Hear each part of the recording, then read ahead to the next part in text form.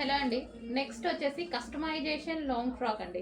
So ఇది మన దగ్గర కస్టమైజేషన్ జరిగినటువంటి లాంగ్ ఫ్రాక్ అనమాట.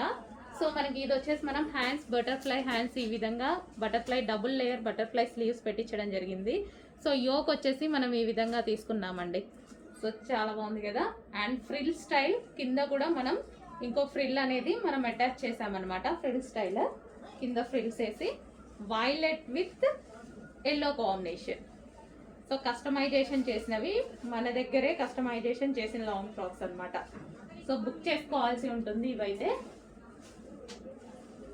ఈ విధంగా వైలెట్ విత్ ఎల్లో కాంబినేషన్ అండి. సో బుకింగ్ చేసుకోవాల్సి ఉంటుంది ఇవి. సో ఎవరి సైజ్కి వాళ్ళకి కస్టమైజేషన్ చేసి ఇస్తాము.